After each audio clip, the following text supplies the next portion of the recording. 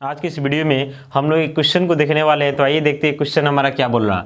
तो यहाँ हमसे बोल रहा कि prove that square root of 3 plus square root of 2 is irrational. यानी यहाँ पे स्क्वायर रूट ऑफ 3 आपको जो दिख रहा है ये भी आपका एक इरेशनल नंबर है, और स्क्वायर रूट ऑफ 2 जो दिख रहा है ये भी आपका एक इरेशनल नंबर है। और हम लोगों को पता है कि अगर कोई दो इरेशनल नंबर का हम सम करते हैं तो रिजल्ट हमारा रेशनल भी हो सकता है, इरेशनल भी हो सकता है।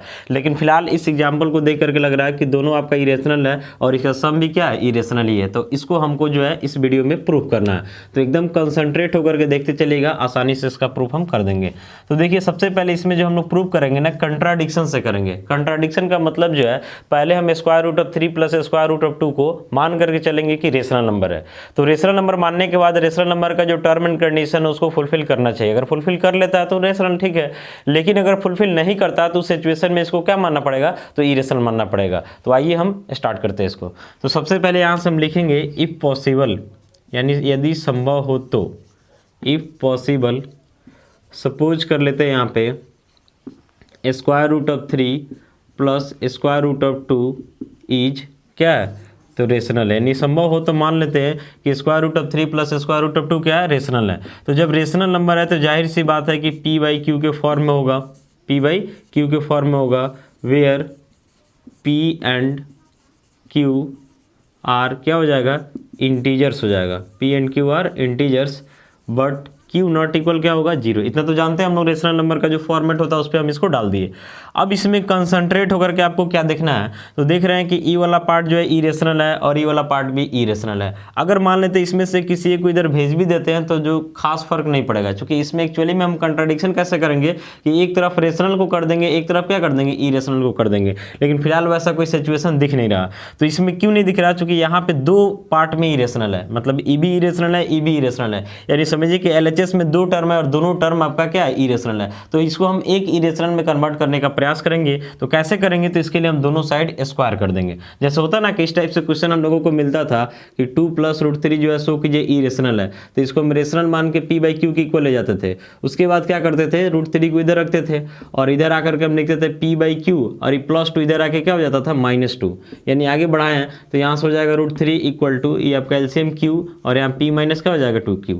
तो हम यहाँ से लिखते थे कि हमारा इरेशनल है जबकि हमारा क्या रेशनल है। तो कि इरेशनल नंबर रेशनल नंबर के इक्वल नहीं हो सकता, तो यहाँ से कंट्राडिक्शन करके हम लोग प्रूव कर लेते थे कि 2 प्लस रूट 3 हमारा कैसा नंबर है, तो इरेशनल नंबर है। तो यहाँ देख रहे थे कि एक इरेशनल है दूसरा क्या है, रेशनल है, इसलिए ना उधर भेज दिए।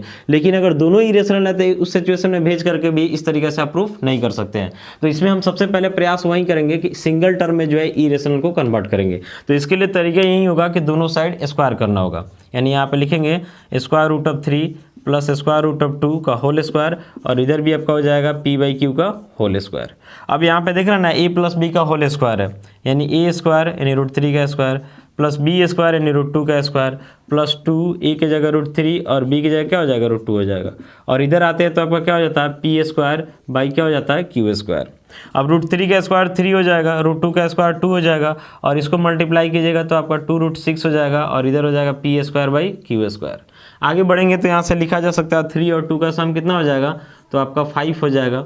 5 plus 2 root 6, 5 plus 2 root 6 equal हो जाएगा P square by Q square. अब देख रहे हैं ना, सिंगल टर्म में जो आपका इरेशनल कन्वर्ट हो गया। अब यहाँ से हम लिखेंगे 2 रूट 6, और इधर हमारा हो जाता है P square by Q square. ये प्लस 5 इधर आया क्या हो जाएगा, -5/1 लिख सकते हैं।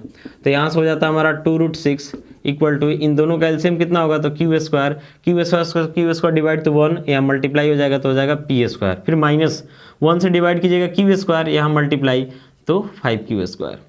तो यहाँ से लिखा जा सकता है स्क्वायर रूट ऑफ 6 को ये 2 मल्टीप्लाई में उधर जाएगा, किस में हो जाएगा, डिवाइड में, तो P square minus 5q square by क्या हो जाएगा, 2q स्क्वायर। अब इसमें ध्यान से देखिएगा एकदम कंसंट्रेट होकर, तो इसका जो एलएचएस दिख रहा है स्क्वायर रूट ऑफ 6 जो क्लियर है कि इरेशनल है, और इधर हम देख रहे हैं तो पी हमारा इंटीजर्स है, क्यू भी इंटीजर्स है। तो इस सब का स्क्वायर करे, सम डिफरेंस किसी भी इंटीजर्स के साथ करे तो रिजल्ट हमारा इंटीजर्स ही होगा, ठीक है। या फिर मान लेते फ्रैक्शन में भी जाता है, इंटीजर्स नहीं होता, कोई बात नहीं, रेशनल तो होगा ना। जैसे आप पी आपका इंटीजर्स यानी रेशनल नंबर है तो इसका स्क्वायर भी रेशनल होगा, क्यू स्क्वायर भी रेशनल होगा, 5 से मल्टीप्लाई करेंगे तो भी रेशनल होगा, रेशनल और रेशनल का डिफरेंस भी रेशनल होगा, फिर बाई रेशनल है तो भी रेशनल होगा। ऐसे भी बोला गया कि क्यू का वैल्यू 0 नहीं होना चाहिए, क्योंकि 0 होगा तो डिनोमिनेटर को 0 कर देगा तो अनडिफाइंड हो जाएगा। यानी टोटल जो दिख रहा है आपका एक रेशनल नंबर को इंडिकेट कर रहा है, जबकि किसको इंडिकेट कर रहा है, तो ई रेशनल को इंडिकेट कर रहा है। तो लिखेंगे यहाँ से here square root of 6 is irrational, क्या है, irrational, but P square minus 5q² by 2q² ये क्या है आपका, तो रेशनल है।